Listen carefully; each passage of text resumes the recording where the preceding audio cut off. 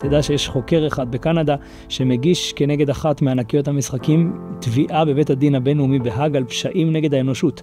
כי הוא גילה שכשמורידים את המשחק, אז המשחק בעצם מבקש גישה לעינית הסלפי בסמארטפון, ובעצם מה שאותה חברה עשתה, הם מנתחים את המצמוצים של העין, ורואים אם אתה מתחיל טיפה להתעייף, אז זה נותן לך איזשהו בוסט כזה, הם חיברו נסיינים עם אלקטרודות, איפה המוח מגיב, כאילו באיזשהו תרחיש של המשחק, המוח מגורה יותר, ובעצם מופרש יותר דופמין, והם ממש בנו את המשחק באופן שרק לא תפסיק לשחק. אמרתי פעם למישהו בחריפות שזה ממש רצח, הוא אמר לי, מה אתה מתכוון? אמרתי לו, מה ההבדל בין לקחת למישהו את החיים לבין לקחת למישהו את החיים? הרבה מדברים על הסמארטפון ועל השפעתו על החיים שלנו, ועל כמה יוצר את כל הפרעת הקשב הזאת שאנחנו נמצאים בה כל הזמן, ורגע אולי קיבלתי איזו שיחה, אבל באופן כללי, כבר בזמן הטלוויזיה חלה השפעה משמעותית במיוחד על התרבות שלנו, וגם על היותנו בני אדם, בין האדם המסתכל על המסך, ובן אדם שונה לחלוטין מבן אדם הקורא, ועל זה באנו לדבר עם אורי כהן. שלום. שלום לך. אתה חיברת שני ספרים, אני גונב ממך את הספרים רגע, הדור הבא וכלים ביד כלינו, ואתה תלמיד של פוסטמן, שאני אראה תכף את הספר שלו, פרופסור ניל פוסטמן. כן, פרופסור ניל פוסטמן, שכתב את הספר בידור עד מוות, ספר מומלץ ומדכא, שעוד בשנות ה-80 כשהוא נכתב, הוא ככה דיבר הרבה כנגד תרבות הטלוויזיה. בוא תפתח את הנושא. אז תודה רבה שהזמנת אותי לכאן. הנושא הזה הוא נושא מרתק, שאין מי שזה לא רלוונטי אליו. בעצם הנושא הוא שינויים בסביבה של תקשורת, יוצרים צורת אדם חדשה. אנחנו מכירים את ההתפתחות המואצת של הטכנולוגיה ב100 השנים האחרונות, אבל מעטים מבינים שטכנולוגיה של תקשורת בעצם בוראת את האדם בצלמה כדמותה, והשינויים הדרמטיים שאנחנו עדים להם, אפשר לומר מתחילת המאה האחרונה, שהמעבר משפה מילולית שאנשים פעם כתבו וקראו ודיברו אל תקשורת חזותית, מיידית, מהירה במהירות החשמל, זה שינוי כביר שנותן את אותותיו. אנחנו במובנים רבים היום מתחילים לראות את תחילת ההשפעות, אבל החוקרים שהעמיקו מציירים לנו, כמו שאמרת, תמונת מצב, שיש בה משהו מדכא, אבל חייב להכיר אותה, אני חושב. אז בוא נחזור באמת לשנות ה-80, לתרבות הטלוויזיה, שבה אנחנו היינו ממש ילדים קטנטנים, שפוסטמן כתב, במה זה שונה תרבות הטלוויזיה? ששוב, אין סמארטפון, אף אחד לא מכור לסמארטפון, אני לא יודע גם כמה אנשים היו מכורים לטלוויזיה. אני זוכר האמת שבשנות ילדותי דיברו על שעות מסך מול הטלוויזיה, וכמה ילד רואה טלוויזיה בחופש הגדול, אבל לא היה דרמטי לעומת היום. זאת אומרת, שנינו חותמים היום על תרבות הטלוויזיה, לא? לגמרי. ההבדל בטלוויזיה לסמארטפון הוא הבדל דרמטי. טלוויזיה זה מדיום נייח.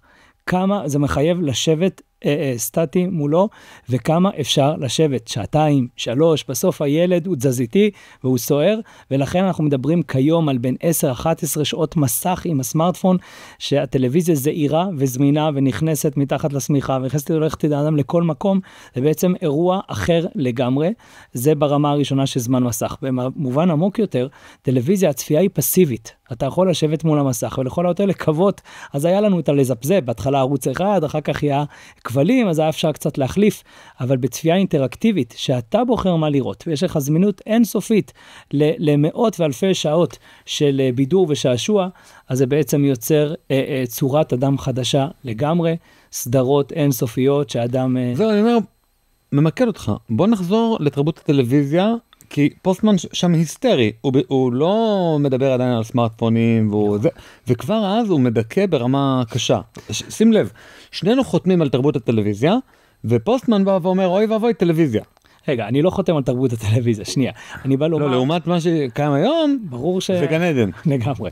אנחנו מתגעגעים לצרות הראשונות שלנו, אבל לגמרי, אתה צודק מאוד הספרים שלו, הוא כתב מעל 20 ספרים באנגלית, פה בארץ פחות אוהבים ביקורת, אז רק 4 תורגמו, קץ החינוך, אובדן הילדות, בידור עד מוות שהראית לנו, וטכנופולין, כניעתה של התרבות לטכנולוגיה, רק השמות של הספרים מסגירים את הנימה האפוקליפטית המבוהלת, והוא בעצם טוען שזה קץ התרבות האנושית. זהו, ומה הבהיל אותו? אז, בשנות ה-80 מה הבהיל אותו? זו שאלה מצוינת. אני חושב שהמעבר מספר למסך התרחש בעידן הטלוויזיה. אם עד אז האנושות הייתה קוראת וחושבת, אחר כך גם הרדיו הייתה מאזינה, אוקיי? היא חדלה בעצם לקרוא ולהזין והחלה לצפות. צפייה בטלוויזיה היא הפעלה של הכישורים האסתטיים החזותיים, ולא פענוח אנליטי איטי ומעמיק, ובעצם זה יצר צורת אדם חדשה.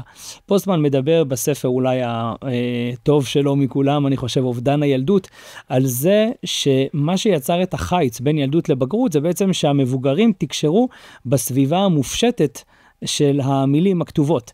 זה יצר איזשהו מבוגר מעמיק וחושב, והילד היה נבדל ממנו משמעותית, והוא שאף להגיע אל הרמה של המבוגרים. ברגע שאתה מעביר את זה לסביבה חזותית, הכישורים החזותיים השפה החזותית לא דורשת שום מיומנות, היא לא מפתחת שום מיומנות, וכל ילד מוצא את עצמו, כל האנושות כולה, חכם כטיפש, קטן כגדול, כולם מתמצאים בסביבה החזותית. בוא ניתן רגע את הדוגמה, אולי הכי חזקה, אנחנו רואים איזה אישה ערבייה בוכה על גג ביתה הרוס בעזה, וישר יש רגשות שמופעלים אלינו במקום, רגע, האם הם היו שותפים ברצח עם, החבר'ה האלה שם בעזה, האם הם תומכים בחמאס, אולי יש בכלל מי שאתה יודע, רגע שאתה יכול להיות גם רגע של שמחה, אני שמח לראות שאותה אחת קיבלה את מה שמגיע לה, שוב, הרס הבית, לא דיברנו על זה שהילדי התינוקות שלה מתו. אני שמח שלקחת אותנו למקום ההקשר הפוליטי, אפשר לומר, כי בעצם אני זוכר בפרשת החייל היורה בחברון, ובעצם אם אתה קורא ידיעה שחייל צה"ל ירה במחבל מנוטרל, משום שחשב שהוא עומד להפצץ מטען, אז אוקיי, זה ידיעה די סבבה, ואתה חושב עליה ודן איתה. אבל כאשר אתה רואה סרטון, אז זה משהו, לא לחינם, בצלם הבינו שצריך לחלק מצלמות. כי מה האמת מאחורי התמונה? למה היא בוכה? מי הם הבנים שלה? מה הם עשו? מי הרס לה את הבית? איך כל זה חלק מהסכסוך הישראלי-פלסטיני?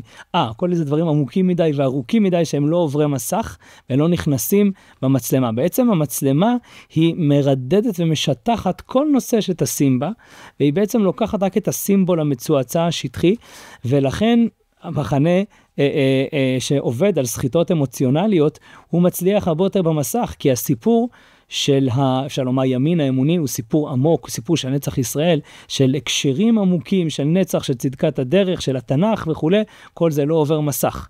ובעצם כאשר אתה משתמש בצורה יללנית, בכיינית, בסחיטות כאלה רגשיות, אז לכן יש פה צד שזה לא פייר פייט.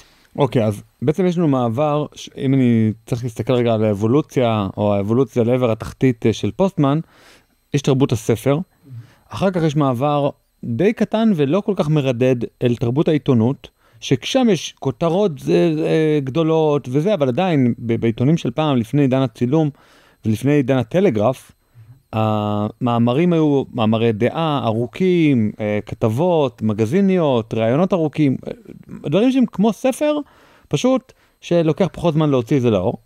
אתה מגמד את זה קצת, כי פוסטמן אומר דבר שמחר יעטפו בו דגים, אז אתה לא כל כך משקיע בו. יש משהו בקיימות של הספר, זה שהוא נקרח, מי שמוציא ספר יודע שאתה מקבל מייל מהאוצר ספרייה הלאומית, ומבקשים לשני עותקים, כדי, ספר הזה, וואו, גם כשאני לא אהיה כאן, הספר יהיה קיים כאן אחריי. אני חושב שזה דבר מאוד דרמטי, העיתון דווקא בארעיות שלו, בזמניות שלו, ובצורך להוציא אותו במיידיות, אז זה כבר שיבה לאנושות את היחס האקטואלי של מה אני רק אומר, עוד כתבי הפדרליסט יצאו בעיתון, אז בכל זאת, בסוף ערכו, קרחו אותם, היום זה ספר, אני חושב שזה ספר שלמדו גם עוד 300 שנה. גם מאמרי הראייה, זאת אומרת, העיתונות של פעם זה ספרים של היום. נכון. וחיפשת... לא, ודאי, יש להבדיל הפדרליסט מכתבי הראייה, אבל באופן כללי, העיתונות לפני עידן הטלגרף, הייתה עיתונות הרבה יותר טובה, הרבה יותר מכובדת. כי הוא אומר, ברגע שהחדשות מגיעות מיד, אז הוא אומר, אנחנו פתאום נשמע על זה שהנסיכה אליזבת התקררה. הוא אומר, זה לא משהו שאמור אז היא התקררה, ומחר היא תחלים. אבל אם אתה לא תקבל את החדשות מיידית, אלא אחרי 3 חודשים, אז גם אם תקבל הודעה על זה שהתקררה, אתה אומר, תגיד, אם אתה יודע שהחדשות מגיעות ב3 חודשים עיכוב, אז אתה אומר, אין לי מה לדווח על זה, כי כנראה שהיא כבר החלימה, או שהיא מתה. אז נחכה, אין מה לדווח על זה. אז זאת אומרת, יש לנו ספרים שזה הכי טוב, אחר כך ספרים, אחר כך עיתונים, אחר כך עיתונים עם טלגרף, זאת אומרת, עיתונים מיידיים, שמקבלות חדשות מיידיות מקצה שני של העולם, ואז עיתונים מיידיים עם תמונות וטלגרף, שזה עוד הידרדרות, כי אתה פתאום, יש את הסיפור על לינקולן, שאתה אומר, הוא יכול ללכת עכשיו ברחוב לידינו, אנחנו כולנו מכירים מזה לינקולן, נצביע עבורו בבחירות, אבל... לא מזהים אותו, אפילו שיש לו פרונקל ופנים לא כאלה מאירות, וזה לא כל כך מעניין. העלית פה נקודה נהדרת שאני רוצה לחזור אליה, שבעצם העיתונים הם יצרו את הצורך של האנושות בעניין. ספר בא להחכים אותך, גורם לך לחשוב, אני רוצה לטעון טענה, אני כותב אותה בצורה, עורכים אותו, ובעצם הוא בנוי נדבך גם נדבך, והקורא עובר איזשהו תהליך בקריאת הספר. העיתון בא לפרנס את הצורך של בני אדם בנייס, קוראים לזה ברחוב, כלומר בעניין. מה שבעצם פוסטמן, וכבר אז דקר את זה, ואני חושב שזה דבר גאוני, רואים את זה עוד יותר בטלוויזיה. מה מדד ההצלחה? רייטינג. זאת אומרת, לא כמה דייקת בעובות, לא כמה החכמת את הצופים, אלא כמה היית מעניין. לכן אנשים משעממים, כלומר, אנשים חכמים מאוד, עמוקים מאוד, אבל משעממים, הם לא עוברי מסך. דווקא טיפוסים ביזאריים, מזויים כאלה, הם אלה שהטלוויזיה יותר תימשך אליהם. תיזהר. מה? לא, חלילה. לא, כאילו... אתה דוגמה לאדם מאוד מאוד מאוד מדור הספר שזוכה לפופולריות. אז אתה עדות שיש, ברוך השם, עוד אנושות חושבת ומעמיקה, גם בעידן המסכים, אז אולי נדבר על זה בהמשך. לא, גם אני פועל על פי הכללים, חשוב לומר. זה אי אפשר להגיד, אני עכשיו איש ספרים, אני פועל רק בתרבות, לאט לאט, לא. זה אי אפשר. הדגשת נקודה מעניינת שבאמת פרופסורית אחת מתארת שלפני הטלוויזיה היו נשיאים גוץ וקרח ונכה וכאילו וכל מיני אנשים שאולי פחות אסתטיים חזותית, אבל הם היו אנשים מאוד מעמיקים ואנשים הצביעו להם. מרגע שהתחילה הטלוויזיה, פתאום כולם נהיים כמו שחקני קולנוע כאלה עם נתונים ייצוגיים מאוד. בעצם הדגש הוא פחות על הדברים אלא האדם הדובר אותם. כנראה שיועץ התדמית של ראש הממשלה הוא חשוב יותר מכותב הנאומים שלו, כי כבר למי יש כוח לשמוע מה דעותיך על זה ועל זה, זה קשקושים שניתן ליועצים לטפל בהם. המיתוג הוא כאילו זה שחשוב. סיפרת לי פעם על שיחה שהייתה לך עם נהג מונית, שאלת אותו למי הוא מצביע, והוא אמר לך לאיזושהי מפלגה, לא נגיד איזה שם, ואז כששאלת אותו מה באמת, אז הוא אמר לך, מה בטח, אחת מהמפלגה, אחת מחברות הכנסת, ממש נראה טוב. לגמרי.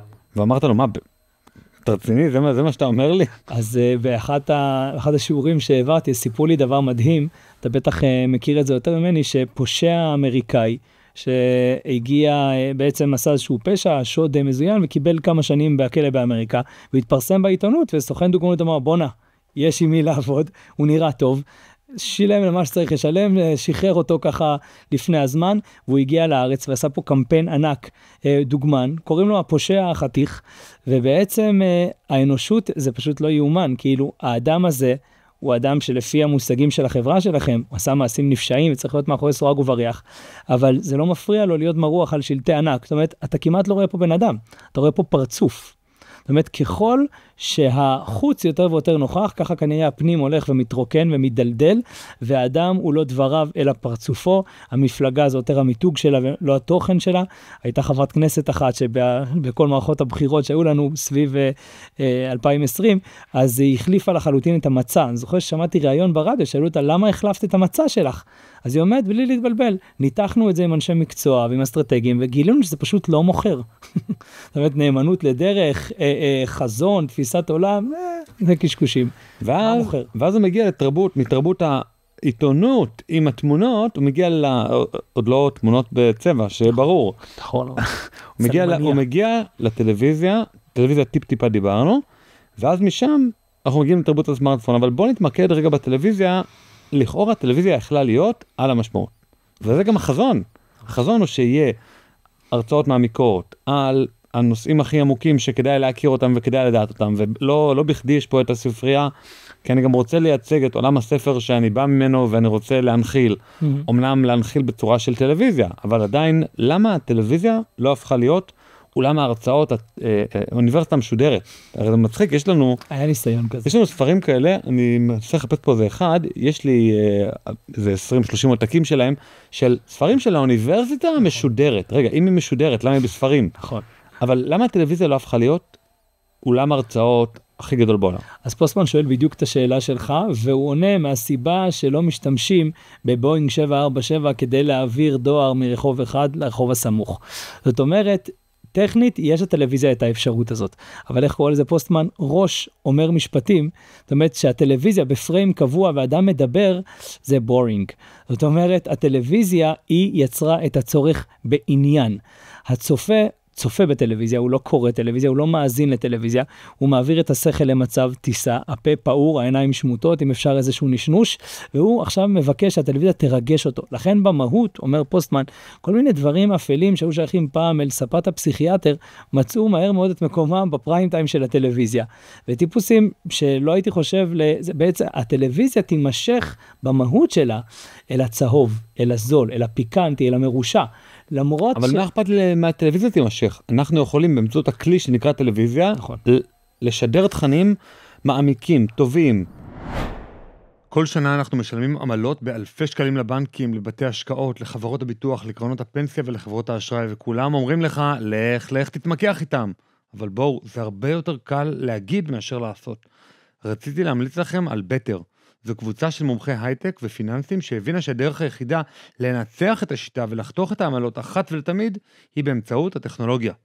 הם פיתחו פלטפורמה שיודעת לעשות אנליזת עומק לתמונת המצב הפיננסית שלכם, ובמילים אחרות יודעת איפה הכסף שלכם נמצא וכמה אתם משלמים עליו לכל הגופים, מצליבה את כל הפרמטרים הרלוונטיים אליכם באופן אישי, עם התוכניות שמציעים, עם כל הגופים הפיננסיים, 24/7. מגיבה לשינויים בשוק, מוצאת את האלטרנטיבות הכי רלוונטיות עבורכם, ומאפשרת לכם לחתוך את העמלות בלחיצת כפתור. סריקת החסכונות של החברה היא ללא עלות, והחברה מרוויחה רק ואך ורק אם הצליחה לחסוך לכם כסף, והם לא נותנים לאינטרסים אחרים להשפיע על השירות שמספקים. לפרטים נוספים חפשו בטר טכנולוגיה, או ייכנסו לקישור המצורף בתיאור הפרק. אני חושב שנגעת באחד מעיקרי המדיה כולה, שניסח אותה פרופסור מרשל מקלוין, The medium is the message, המדיום הוא המסר. בעצם קיים קשר מחויב בין אמצעי התקשורת לבין התוכן שיועבר דרכו. לכל אמצעי תקשורת יש לו אג'נדה מסוימת, יש לו נטייה מסוימת. הנטייה של הטלוויזיה היא לדברים חזותיים, קליטים, מהירים, אדם לא קורא ולא מאזין, אלא צופה בטלוויזיה, והכישורים שמופעלים הם לא כישורים שכליים. לכן הטלוויזיה זה כלי מבורך לרפואה, לאינסטלציה, לחיזוי מזג האוויר, למודיעין וכו', אבל היא יכולה גם להיות כלי מאוד מאוד מבורך, כמו שאנחנו עושים בשניות אלה, בהקניית ידע ובלהחכים. זה מאוד, אני חושב שהדוגמה הכי טובה היא פשוט המציאות, שכל אחד ישאל את עצמו או את חברו, כמה מסך הסרטונים שהוא רואה, עניינם בעצם אדם סטטי עומד ומדבר. אני חושב שאצל בני נוער זה אחוז אפסי כמעט, וגם אצל אנשים מבוגרים צריך לומר, זה בדרך כלל פחות השימוש שלנו בטלוויזיה, למרות שהכלי הזה מתאים לזה. אפשר להגיע לסאונד מצוין ותאורה נהדרת ולשמוע את כל האנשים הכי מעניינים ולהקליט ולשמור את כל ההרצאות שלהם, אבל האנושות... למה זה לא הכלי המרכזי למה זה לא התוכן המרכזי שמועבר באמצעות טלוויזיה, אלא מועברים יותר שעשוענים ודודו טופז, מי שזוכר, והישרדות וכל מיני דברים בסגנון הזה, ולא תוכן שהוא מעמיק. יפה, אז פוסטמן ממש שואל את השאלה הזו, ועונה שבזמן הטלוויזיה כבר לא כל כך נשארה, האנושות חושבת. זה ניסוי שהצליח, שניסינו לעשות אותו, היה Sunrise Semester וכל מיני כאילו ניסיונות אוניברסיטה טלוויזיונית, במהות הכלי יכול להתאים לזה, אבל גילינו למרבה התדהמה, שאנשים כבר לא מעוניינים לשמוע, כי כאשר היו נאומים ארוכים, כמו בזמן מה שפוסטמן מתאר, ב-1862, שסטיבן דאגלס ואברהם לינקולן מתמודדים לנשיאות ארצות הברית, אז היו להם נאומים, כל אחד נאום של 3 שעות, אחר כך עוד עימות שנמשך 1.5 שעות. אז בזמן הספר, אחרי כמעט מעל 400 שנה שהדפוס שולט בעולם, אז אנשים הקשיבו ברוב קשב וקראו ספרים עבי כרס של 600 עמודים, אז היה ביקוש להחכמה ולהקניית ידיעות. אבל ברגע שאנשים רוצים בידור ושעשוע, אז הטלוויזיה, על אף שהיא מתאימה לזה במהותה, אנשים כבר לא כל כך מתעניינים בתכנים עמוקים וארוכים. זה דבר משעמם סטטי שאדם מדבר ואומר משפטים. זה לא אולי רק בעולם שבו יש מספר ערוצים מוגבל, נגיד, אם יש נגיד 2-3 ערוצים, אז הייתי אומר, רגע, בוא נעשה את המסר שהכי הרבה אנשים יכולים להתעניין בו, ואז בעצם מה המחנה המשותף היותר נמוך? הישרדות או על המשמעות. אז ברור שעל המשמעות זה משהו שהוא מופנה לפחות אנשים מאשר הישרדות, או מאסטר שף, או על המשמעות, או לא יודע, שומר סף. ברור שמאסטר שף זה משהו שהוא מחנה משותף רחב יותר. לעומת התכנים האלה שהם יותר פיקנטריה ויותר מתאימים לחלק קטן מהאוכלוסייה. אז בערוץ אחד הייתי שם דווקא את הדברים הכי פופולריים, פופוליסטיים, את הדברים שהם הכי רדודים, כי בסוף אני הייתי רוצה לשרת כמה שיותר מהאוכלוסייה. אבל בעולם שהוא עם אין ספור ערוצים, אז אתה אומר, רגע, יש מקום גם לזה וגם לזה וגם... חד משמעי, זה דבר נהדר שיהיה גם ערוץ כזה, אבל נגעת בנקודה מאוד נכונה שהטלוויזיה, על פי רוב, הטלוויזיה פתוחה, במוסך, בקופת חולים, בכל מיני חדרי המתנה וכו'.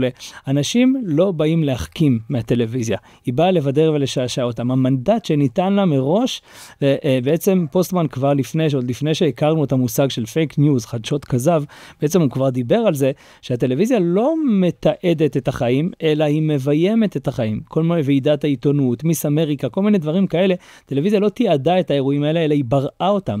הצורך של אנשים בעניין יוצר בעצם את האופי הטלוויזיוני, ולכן שערה, שערוריה, חודשים לבקרים, מהדרבי התל אביבי, שוחד של פקידי ציבור, פיגוע דקירה בחברון, הרולינג סטון, רגע, תן לי להבין מה שמעתי פה, תן לי להקל.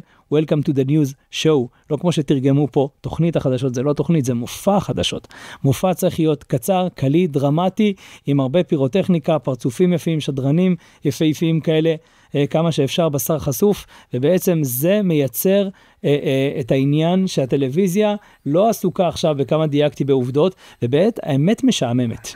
אז אולי קצת נתבן אותה. שימו לב, נגיד, קחו כל תוכנית, הנה התערבות עם הקהל, קחו כל תוכנית, אפילו עובדה, אם אני זוכר נכון, הרעיון האחרון עם השורד שבי, היה, כן, שרבי, אני חושב שזה היה 1:20, כלומר 80 דקות, תסתכלו מה היה אורך הפריימים, זאת אומרת, נגיד עכשיו המצלמה, אני יודע, אני עורך את זה, אז המצלמה עליי, כמה זמן המצלמה עליי מהרגע שהתחלתי לדבר, עד הרגע שסיימתי לדבר, אז לא, יראו אותי, ואז יעברו רגע למצלמה הזאת, ואז פתאום רגע יהיה איזושהי תמונה של בן גביר, תוך כדי שהוא מדבר על הרעב, ואז כל הזמן יהיה מעבר, מעל 1.5 דקות זה נגד הכללים, אסור שתהיה מעל 1.5 דקות, ואני מאמר שגם עכשיו, זה לא היה יותר מ1.5 דקות. הנה, כי אני עוצר את עצמי, אני רגיל לפורמט, אני יודע שהפורמט קשב הוא 1.5 דקות, אז אני חייב לעשות איזושהי עצירה, ואני אומר, גם עכשיו הפורמט הוא 1.5 דקות, שימו לב, תסתכלו על עובדה, תסתכלו על החדשות, אדם לא ידבר מעל 1.5 דקות.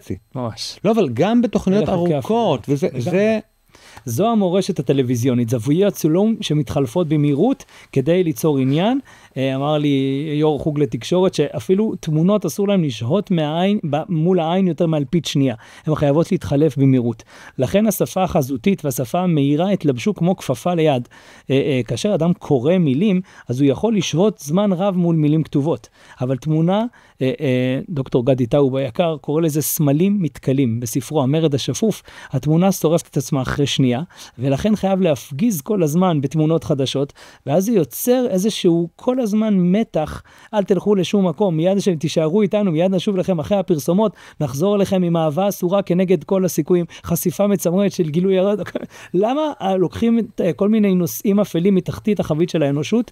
כי אלה הדברים שגורמים לצופים לא לנטוש את לוח השידורים.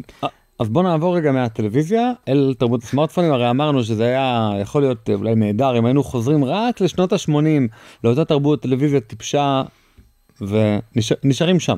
לגמרי. אז הסמארטפון זה אירוע כל כך הרבה אספקטים, אני אדבר על אחד מהם, שבעצם טלוויזיה היה איזשהו מישהו למעלה ששם לך איזה תכנים לראות. בטח אתה זוכר שהיינו ילדים, היה ניסיון להתאים בין שעות השידור לתכנים.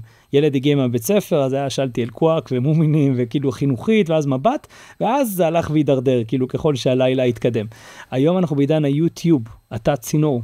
כל אדם בעולם הוא המפיק, והילד שלך חשוף אל כל מה שאדם מטורף מאיזשהו מקום בעולם ישים שם. לא, אבל אפילו בוא רגע לא נדבר בלי, בוא רגע לא נהיה דוסים, לא נדבר על סינון, לא פורנו, כלום. אנחנו רק מדברים, נגיד שהילד שלך יחשף, אני נגיד מאוד אוהב סרטונים סתם על שעונים, אני ממש אוהב סרטונים על כל מיני שעונים, ויש סתם ובישול, אני אוהב לראות באים עושים נגיד ניקוי של נגיד איך עושים, איך הופכים קרע של תרנגולת לפרגית, אתה לוקח את העצם פה, כל מיני דברים באמת חלקם שימושיים, נגיד איך מכינים פרגיות מקרע של עוף, זה שימושי, אבל אפילו אם רק הייתי מבזבז על זה 2 שעתיים ביום, שוב את הסינון זה עובר, נכון? שעונים ובישול, אפילו נגיד בישול כשר, כן. עובר. אבל למה שאדם ישקיע ביום שעתיים בסרטונים?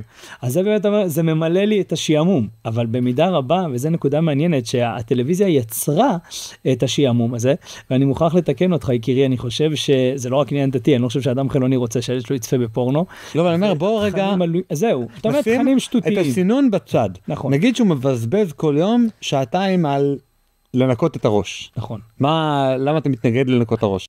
לאנושות מאז ומעולם היה צורך בבידור. אני חושב שאם זה תופס אחוז קטן בחיים, בסוף שבוע וכולי, יש בזה, וגם הבידור של פעם, אתה רואה מחזות ואופרה, והיה בהם באמת תכנים יותר רציניים ממה שיש כיום.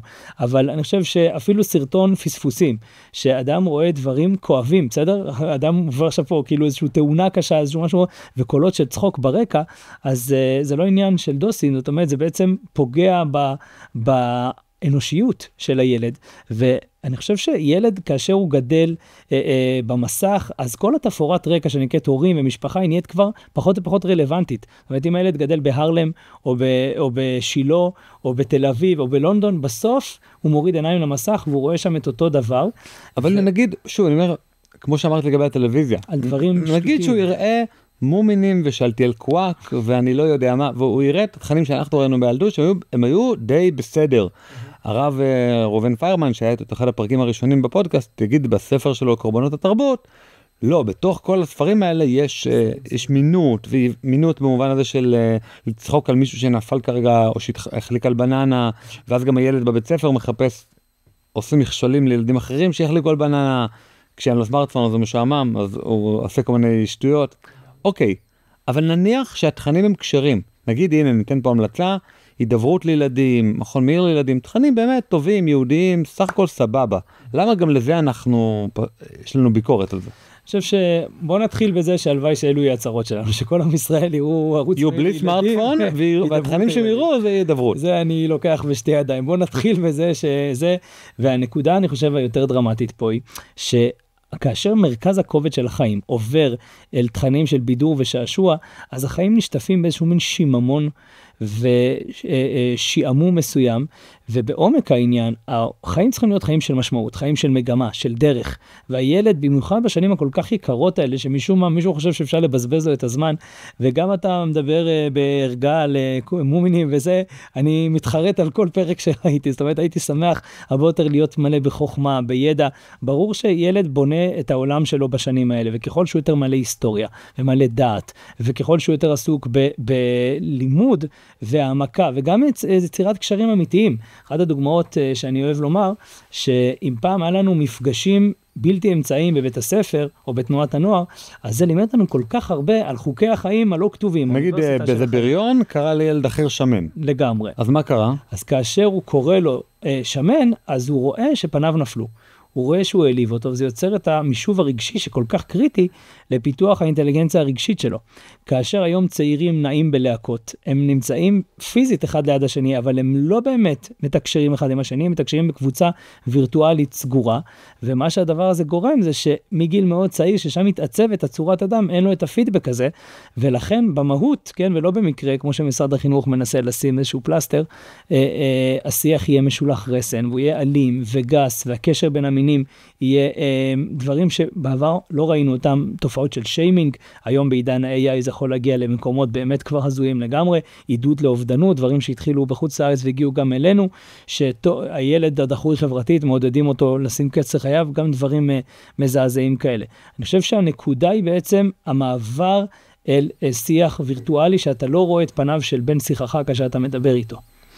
אוקיי, ואז מה קורה? איזה ילד מתעצב? אז אתה אומר, בטווח המיידי יש שיימינג, יש התאבדויות, יש זה, אבל...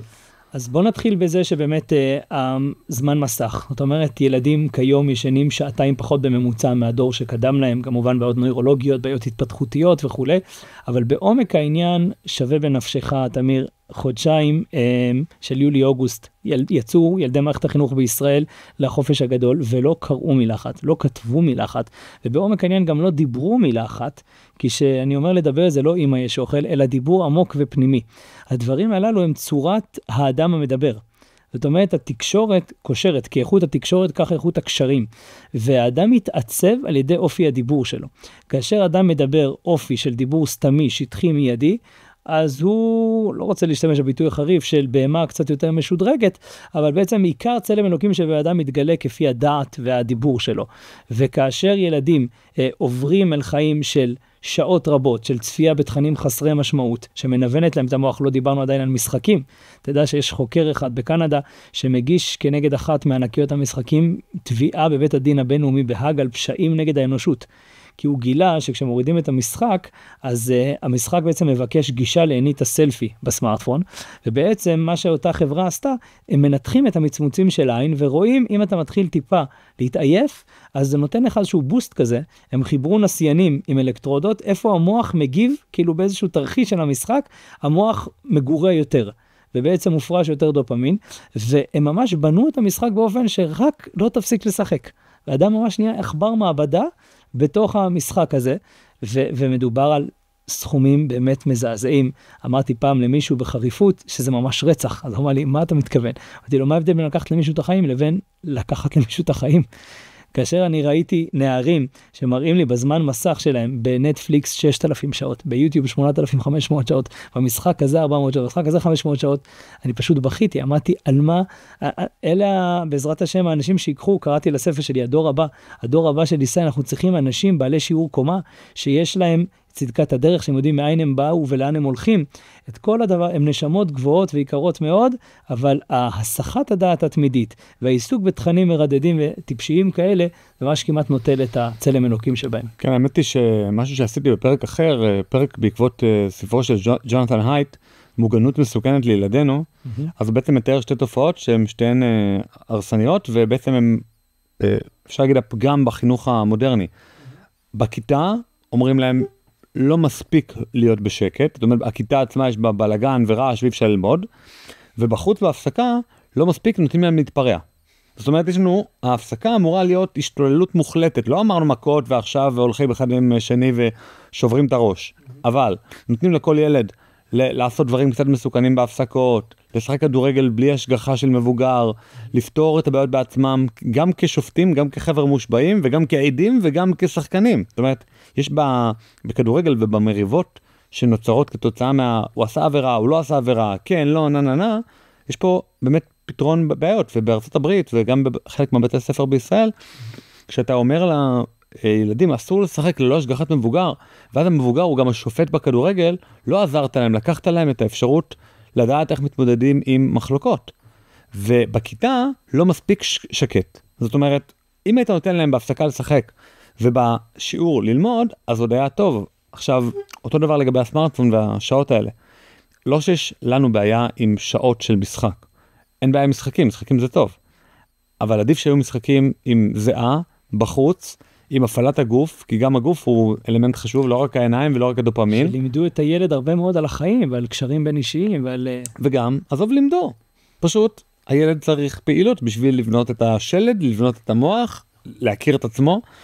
אז בעצם מה שקורה זה שהסמארטפון הוא בעצם זמן שמנוצל על משהו שמקבל הרבה יותר מינון ממה שהוא אמור לקבל, והבחוץ לא קיים, כי כאילו הרבה יותר כיף לשחק מול מכשיר כזה שמותים את עצמו אליך, מאשר ללכת לחפש את החבר שבמקרה הגע לידך, ואתה לא כזה מתחבר אליו. אבל אם לא היה את הסמארטפון, אז היית הולך לחבר שאתה לא כזה מתחבר אליו, ולומד להתמודד גם עם אנשים שהם לא כוסתה שלך, והיית הולך ועושה איתם, ממציא איתם משחק. לגמרי. והטרייד-אוף הזה הוא הבעיה. לגמרי, לכן אחד החוקרים אמר, ואני האמת שמאוד נלחצתי, שהמין האנושי הוא מין בסכנת הכחדה, אז קמתי ועשיתי מעשה, הקמתי שמורת טבע לשיקום ושימור המין האנושי, אני מחזיק בשמורה 6 פריטים כן ירבו, אבל בעצם זה דורש הרבה מאוד מההורים, שלא יהיה להם מסכים ויהיה להם הרבה מאוד חוויות ממשיות, אבל זה בדיוק מהסיבה שאמרת, שכל מי שקצת עם ילדים, אחד הדברים שהכי חוזרים על עצמם זה משעמם לי, כן, כל מורה או מורה שתשאל אותה, יגידו לך שאולי הטענה שמושמעת לעתים הכי קרובות זה למה בכלל צריך ללמוד את זה, ובעצם הילדים, אם פעם ילד הוא ספוג, הוא מביט על העולם במבט בעיניים גדולות, במבט מאוד סקרני, ילד במהותו הוא תאב ידע, אנחנו צריכים חשבון נפש עמוק, איך הגענו למצב שכל דבר, קורא לזה פוסטמן, נסווה העולם, הוא כבר שבע מהעולם, בעצם המדיום של הספר הוא טפטף טיפין את המידע של המבוגר ויצר איזשהו ויסות א' שהילד לא נחשף אל תכנים שעוד לא מתאימים לו, וגם כשהוא נחשף זה היה כאשר היה לו בשלות מתאימה להיחשף אל הדברים האלה, וזה יצר איזושהי סקרנות לגלות עוד ועוד. אבל כאשר העולם שייך לצעירים, והטלוויזיה פתחה בביתה את דלתות העולם המבוגר, והילד פתאום שייך אל אותה סביבה של המבוגרים, אז בעצם הוא כבר יודע הכל, אבל בעצם לא יודע כלום, והתולדה שנוצרה מזה, זה כל דבר כבר משעמם אותו. ולכן הגירויים, הוא נהיה נרקומן של גירויים, וצריך כל הזמן סף הגירוי רק הולך ומתרחק, וכל דבר משעמם אותו. הילד שואל בשביל מה צריך ללמוד את זה. בעצם אם פעם חוכמה הייתה משאת הנפש של המין האנושי, אדם רצה להיות מלא חוכמה, ואדם נמדד לפי כמה הוא יודע וחי את ידיעותיו בעיקר, כיום בעצם הילד מסתכל על החוכמה במבט תועלתני, ובעצם אני לא צריך לדעת את כל זה, כי יש לי מנוע חיפוש, יש לי היום AI, כלומר בינה מלאכותית לקחה אותנו לאירוע מטורף, שהילד יודע הכל, אבל בעצם הוא לא יודע כלום.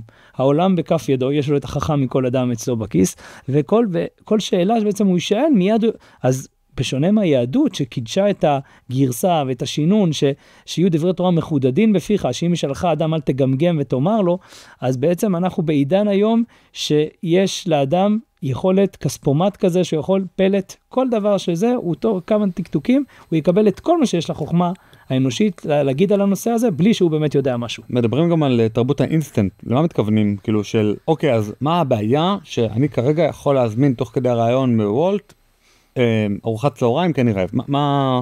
אז הדגשת את התועלת הטכנית, שהיא לחלוטין קיימת. הבעיה היא, ופה אתה נוגע בנקודה הכל כך חשובה, שאנחנו הולכים פה בין הטיפות. כי אני לא אוהב לומר, אני בעד, נגד, יש דבר, אני שואל למה הדבר הזה טוב ולמה הוא לא טוב. כל דבר שכמעט נזכור, נמצא שיש לו המון תועלות שימושיות, כמו שדיברנו על הטלוויזיה, יכולה להיות מאוד שימושית, וגם לדברים מיידיים, במובנים של הצלת חיים וחירום, שזו ברכה אדירה. לכן לא צריך להתנזר מהטכנולוגיה, אנחנו לא טכנופובים, אנחנו לא מכת האמיש, אני בהחלט מתנגד לבורות טכנולוגית. אני מאוד מתנגד לזה שאנחנו הולכים כמו פתאים אחרי הטכנולוגיה, הולכים לתהום. לכן מה שאנחנו באים לעשות זה לפתח את ביקורת הטכנולוגיה. היא נותנת לנו המון, אבל מה היא לוקחת מאיתנו? אנחנו מרוויחים על ידי הדברים רבים, אבל מה אנחנו מפסידים כתוצאה ממנה? היום אנחנו באיזשהו שבר, האנושות הגיעה לשבר, שהגענו במובנים רבים, אומרים החוקרים, רוויה טכנולוגית. הגענו לפסגות של רובוטיקה, שבינה מלאכותית, כאילו לאן עוד אפשר להתקדם מכאן? ולמרבה הפלא, רע לנו. זאת אומרת, יש לנו הכל, והאנושית יכולה לעשות כל דבר היום, חוץ מלהיות אנושית. דווקא הדברים הפשוטים ביותר של חום, של רגש, של קשב, של ריכוז, של פניות, של נחת, הם נעדרים ונעלמים כיום בעידן הטכנולוגי, ובדור של אינסטנט, בגלל שמהירות החשמל התחילה לתכנת את האדם, אז דרשה חייבת להיות 3 דקות, טור חייב להיות 200 מילים. אני אוהב לומר בחיוך, אם פעם ראש הממשלה כתב ונאם, בשנים האחרונות הוא החל לצייץ.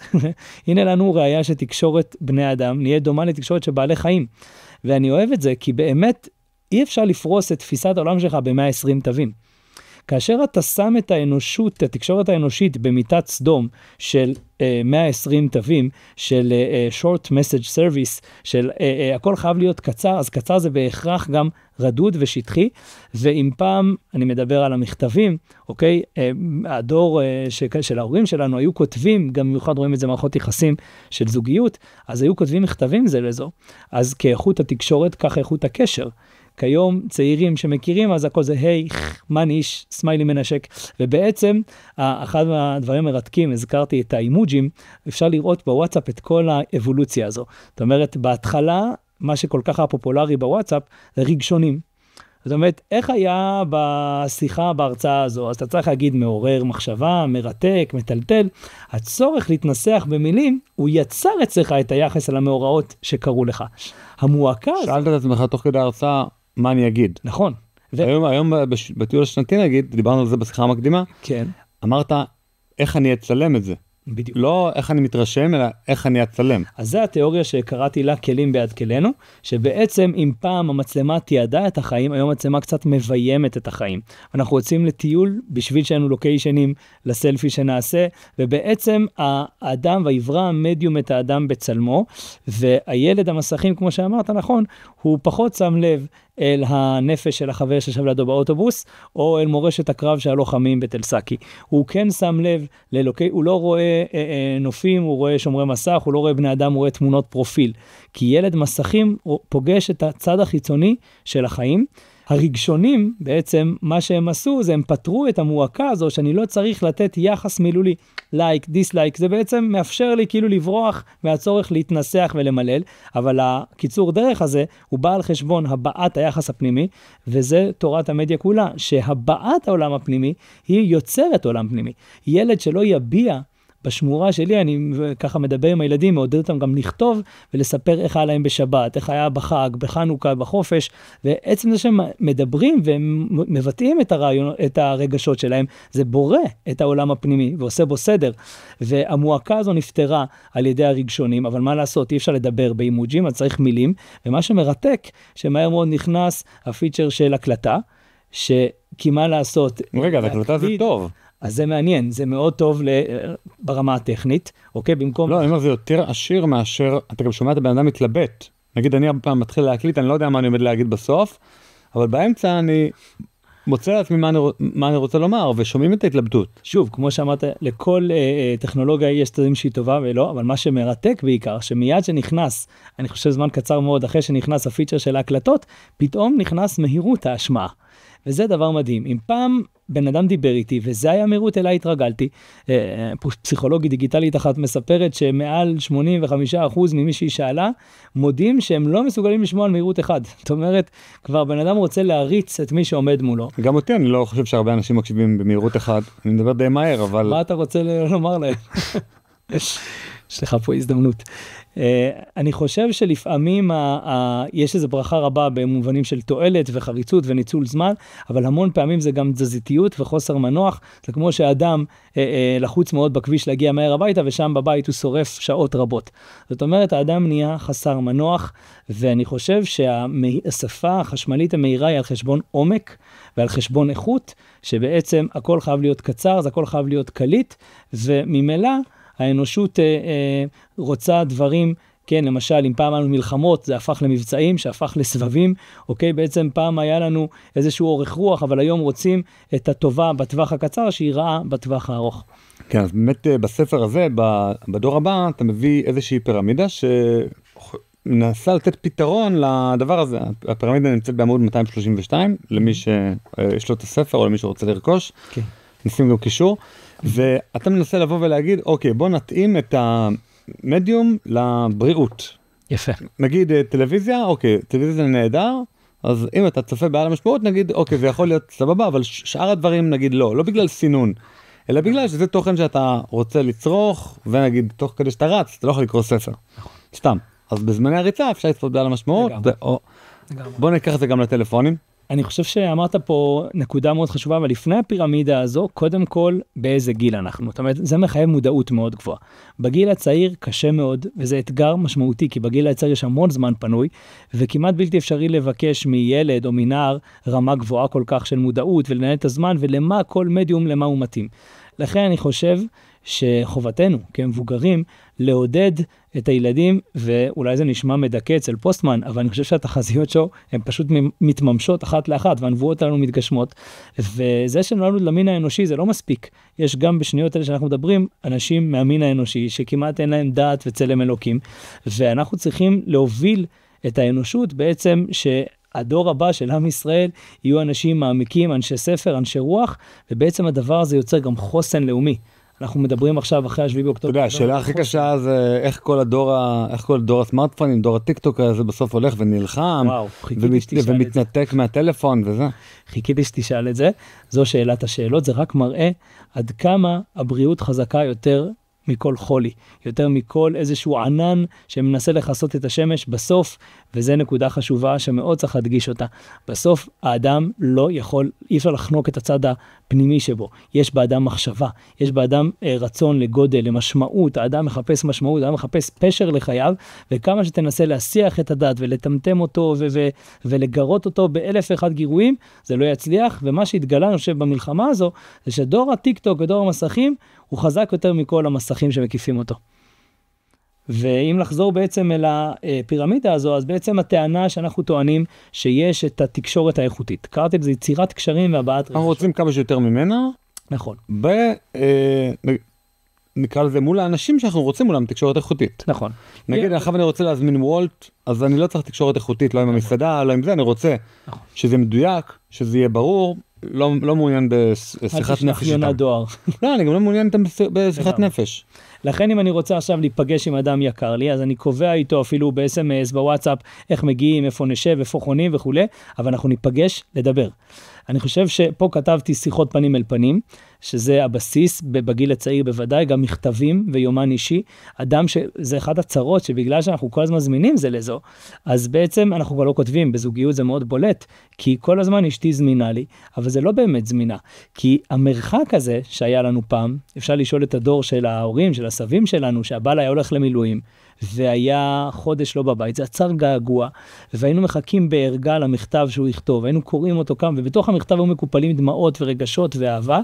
לפעמים ממש דמעות. ממש. לא, כי לפעמים רואים את הכתמים של הדמעות. ממש. זה מורח את הדיו, מי שלא מכיר. לגמרי, ומי שלא מבין את הסוגיה הזו של המדיה, הוא בעצם אומר, רגע, דואר אלקטרוני, זה בדיוק אותו דבר, רק מהיר יותר, יעיל יותר, חסכוני יותר, נכון. זהו, משהו שאמרת מקודם, גם בשיחה המקדימה, הייתה בדרך כלל הדואר האלקטרוני הוא יבש. לגמרי. זאת אומרת, נגיד הוואטסאפ אתה יכול לעשות אותו לבבות, וזה, יש שם, הוואטסאפ הוא דווקא רגשי יותר, זה רגשי, אבל נקרא לזה פלקטי, זה רגש שהוא כזה מלא נצנצים, אבל מאחורה אתה אומר, רגע, באמת זה לב כזה פועם או פייק, אבל באימיילים, סתם תדמיינו, האם מישהו מכם שם איזשהו אימוג'י של לב באיזשהו אימייל אי פעם?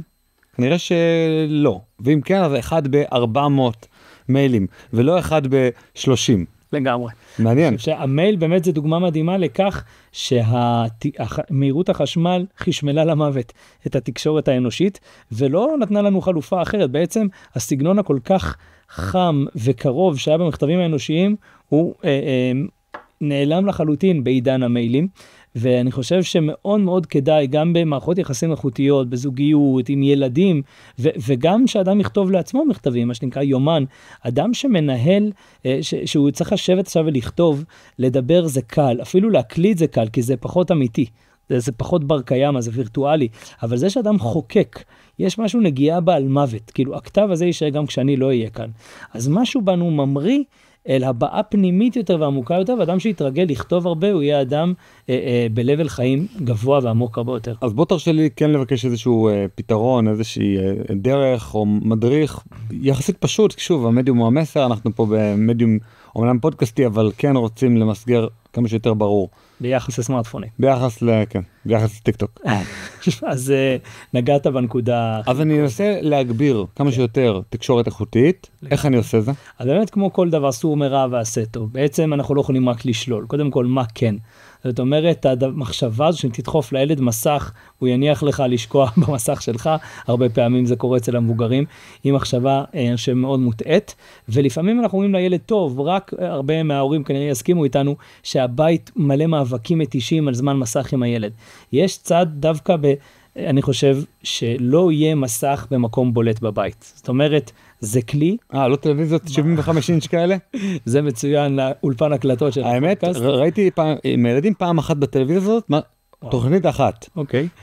אבל זהו, זה לא טלוויזיה אמיתית. עכשיו צופים קלטו שזה טלוויזיה. לא, זה טלוויזיה. אוקיי. אז משמש כרגע כפלקט. כן.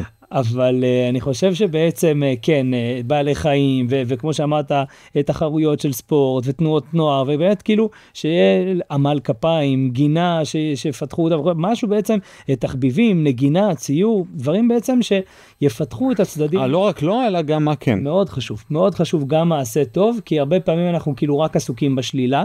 אני רוצה שהילד ילך לישון מוטש, גמור, הוא יעבוד כל כך קשה במהלך היום, מסופק, שבעצם כמה שיותר למלא את התוכן, פעם אנחנו זוכרים שבית הספר היה עד מאוחר, היה מסגרות כאלה שאחרי בית הספר, לצערנו הרבה פעמים. או סתם, נשארו אחרי בית הספר, שחק במגרש כדורגל. נכון, זה דבר שקרה, אנחנו זוכרים אותו. היום זה מטורף. המגרשים שוממים. לגמרי. סיפרה לי בהרצאה אחת שהייתי, שמישהי שהיא בייביסיטר, ותפקיד שלה זה להוציא את הילדים מבית הספר, לשים אותם בבית ולהדליק להם טלוויזיה. זהו, וזה נגמר, זה, האמא שלהם מגיעה באיזה 5:30-6, ובקושי הם מרימים את העיניים להסתכל מי נכנס בכלל. זאת אומרת, זה מצב לא נורמלי, ואני חושב שבעצם ילדים, כמה שיותר, זה גם מגובה בהמלצות של חוקרים, כמו שאמרתי, יש גם נזקים גופניים רבים שמתלווים, אנחנו רואים עיכובים בהתפתחות של דיבור, הפרעות קשב וריכוז, אנחנו רואים קורולציה בין שימוש במסכים לבין הפרעות בוויסות חושי, בדחיית סיפוקים. אנחנו בעצם רואים נזקים רבים מאוד בגיל הצעיר. צריך לזכור שהגיל הצעיר הוא גיל שבו מתעצב הצורה של האדם, הרבה פעמים מבוגרים אומרים, מה, לי זה לא כל כך נורא, יכול להיות, אבל זה בזכות שזכית לשנים רבות ללא המכשיר הזה. אבל מגיל מאוד צעיר, זה מגיע באמת לממדים מבהילים, לכן כמה שאפשר להרחיק את המסכים מהילדים, ולמלא את התוכן והזמן הזה בדברים ממשיים אמיתיים. אם יש צורך אמיתי, הילד הולך לחוג, אפשר לקנות טלפון טיפש, אנחנו קוראים לזה קסילופון, ניתן להשיג ברשות העתיקות, איזשהו משהו מאוד מאוד פרימיטיבי, עם שיחות והודעות, כדאי גם זה לא יהיה אישי, שלא יפתח אחד הדברים המוזרים שקרו בטלפון סלולרי, שזה נהיה קצת אני, זה לא רק המכשיר שלי. פעם קיבלנו טלפון הביתה. שלום, אפשר לדבר נכון. עם זה, שלום. והוא נמצא בבית, אפשר לדבר איתו. זה אחד הדברים מעניינים, שאפילו גם האבא היה פעם במשרד, היה יוצא מהמשרד, זהו, כל הטלפונים משרדיים הגיעו לשם, וכשהוא יצא פיזית מהמשרד, אז המשרד נשאר מאחוריו. מישהו חכם אמר פעם שהטלפון היה קשור בחוט, אז אנחנו היינו חופשיים. אבל מרגע שגזרו לא את החוט, אז קבלי הזמינות כנראה עוזקים היום את ידינו, ואנחנו בעצם יכולים לעשות כל דבר בכל רגע נתון, אבל למעשה, עצם היכולת להיות זמין לכל אדם, בכל זמן, בכל רגע, בכל מקום, גורם שאתה לא זמין לאף אדם בשום רגע, בשום מקום. אז אתה ממליץ באופן כללי, ככה אם אנחנו צריכים לסכם את הכל, אנחנו כמובן מתאים את הציבור, כי התוכנית שלך הרבה יותר מפורטת, אבל כדאי באמת לקנות את הספר, הדור הבא, ולקרוא אותו בעצמכם. אנחנו יודעים שזו מלאכה, אולי יהיה גם אודיובוק, נקווה. זה להחזיק שני טלפונים, טלפון אחד שיש בו זמינות רק ל100 האנשים הקרובים, אלה של באמת אתה רוצה לזמין אליהם גם בשעות אחר הצהריים ערב, וטלפון שני שבאמת משמש לעבודה, משמש לרשתות חברתיות, ואז בעצם יש את ההפרדה, שאתה מצד אחד זמין בטלפון אחד הרבה יותר שעות, וגם, לא זוכר איזה חוקר שקראתי, דיבר על זה שהטלפון הוא בעצם לביש, הוא חלק מהלבוש שלנו, כי הוא כל הזמן איתנו, אם הוא רגע אחד הוא נמצא במרחק 2-3 מטרים על שקט, שלא לדבר, בכלל אנחנו מרגישים זה, הוא המליץ ממש בשביל להיפטר מחלק מההשפעות המזיקות של הטלפונים, לחבר אותם למטען. זאת אומרת, תשתמש בו רק שהוא ימתן. שהוא יהיה נייח. שהוא יהיה נייח, להחזיר אותו לנייחות, ואז אתה מסתובב בבית, עושה מה שצריך, אתה עכשיו מכין שיעורים עם הילד, אז הוא על שקט, מחובר למטען. או נגיד המצב do not disturb, שרק שיחות פורצות את זה, ולא כל הודעה וכל רטט וזה, זה גם... אני חושב שזה עצה דרמטית. העצה הזו, היא מצאתי אותה מועילה כמעט יותר מכל העצות האחרות. ורגע, דבר אחרון שאני משתמש בו קבוע, זה דבר שנקרא App Block. מי שרוצה המלצה לאפליקציה, אני לא חושב שהמצלמה תקלוט, אבל זה נקרא App Block. אני חוסם את עצמי ל5 דקות בשעה, עם 5 פתיחות של האפליקציות האלה כל שעה. זאת אומרת, יש לי 5 פעמים לפתוח את יוטיוב כל שעה. בגלל שאני עובד גם עם יוטיוב, אז אני צריך, אבל יש לי רק 5 פעמים בשעה, אז אני אומר, רגע, אם עכשיו השעה 4:40, טוב, אז יש לי 5 פתיחות, אני אסתדר. אבל אם עכשיו 4 ודקה, מה, אני רוצה כבר עכשיו לשרוף את 5 פתיחות ואת 5 דקות? אז לא. דרך אגב, הקבוצה שנקראת תכנים נבחרים של על המשמעות, נולדה מתוך הצורך הזה. קראתי איזשהו מאמר נחמד באתר מידע, העתקתי אותו לקבוצה שלי עם עצמי, ואז יכולתי להתגבר על 5 דקות. אמרתי, אבל לקרוא מאמרים זה בעצם דבר שהוא מבחינתי טוב, אבל אני לא רוצה להחריג אתרים מסוימים, כי אחר כך אני אפתח אותם כל הזמן. בקיצור, ההמלצה היא להגביל את זמן הצפייה, כל שעה או כל שעתיים, אפשר אפילו להגביל את זמן הצפייה, נגיד שיגמר ב-10 בלילה, למה שאני אצפה בכל מיני יוטיובים אחרי השעה 10? אולי זה יפגע בשינה שלי, בזוגיות. מה שחכם בעצה הזו, שבעצם אתה בעצמך אמרת, שזה גורם לי לחשוב. זאת אומרת, אם אני רוצה להיכנס, למנן את הדברים, ובעצם חשיבה על הרגלי הצפייה שלי, ואני לא גולש, גלישה כשמה כן היא איזשהו עיבוד רסן ומעצורים, ולכן אני חושב שבסמארטפון יש דברים שימושיים, אבל על פי רוב, אין להם מקום בבית. כאשר רוצים להיפגש... או המינון שלהם הוא לא טוב. נכון. אבל אני חושב גם שאדם, שתמיד יהיה קודם הרצון לפעולה. מה שכל כך נורא, גם בריאותית זה בעייתי, שאדם כל הזמן מקבל כאילו הסחות, ואגב, חוקרי מוח רואים שינויים בהולכה העצבית במוח, שהמחשבה היא כל הזמן מרופרפת ולא מפוקסת, כי אדם מתרגל להיות מוסך. שאדם מתרגל, אין לי בעיה שאדם ייגש אפילו כל 10 דקות, לראות מה קורה, מה כתבו, אבל כאשר זה בא ומסיח את דעתך וקורא לך כל שנייה, אז בעצם אתה מפתח אופי נשלט ולא שולט, אופי מנוהל ולא מנהל. רצינו להקדיש הרבה יותר זמן לשיחה הזאת, כפי שבטח כולכם הרגשתם, אנחנו ככה רצים מנושא לנושא ולא מספיקים שום נושא עד הסוף. אז מה שנעשה זה כנראה נזמין אותך שוב, כדי שנוכל לדבר על אולי עוד נושאים לעומק. יש לך בסופו של דבר 2 ספרים, בקושי נגענו בפרומיל. אורי כהן, הדור הבא, תודה רבה. תודה לך. היי, אם האזנתם עד לפה, ממש אשמח שתקדישו עוד דקה אחת מזמנכם. תיכנסו לקישור, כאן למטה, ותתמכו בנו באמצעות מנוי לעל המשמעות פלוס ב-60 שקלים לחודש. המנוי יעניק לכם גישה מלאה ליותר מ-200 פרקים בלעדיים של הפודקאסט, שתוכלו להאזין להם באפליקציית הפודקאסטים האהובה עליכם. בנוסף, המנוי יאפשר לכם להצטרף למפגש הזום השבועי של קהילת על המשמעות. כל פעם נפגשים ולומדים יחד נושא אחר, ויש גם זמן לשאלות ולדיון בלעדי למנויים. כמו כן, כל מי שמנוי לעל המשמעות פלוס נהיה שותף בהחזקת הפודקאסט ככלי תקשורת עצמאי ובלתי תלוי, שיקדם את הרעיונות שאנחנו מאמינים בהם. אז יאללה, הקליקו כאן והצטרפו אלינו לעל המשמעות פלוס. מחכה לכם.